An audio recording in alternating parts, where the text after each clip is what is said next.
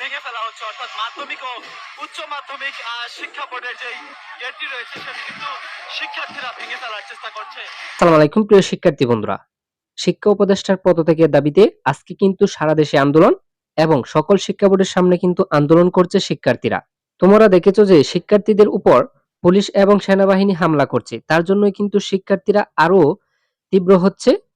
শিক্ষা উপদেষ্টার পদত্যাগ এবং শিক্ষা বোর্ডে তালা। সুপ্রিয় শিক্ষার্থী বন্ধুরা, তোমরা যারা এসএসসি 2025 শিক্ষার্থী রয়েছে, তোমরাও কিন্তু আন্দোলন করেছো।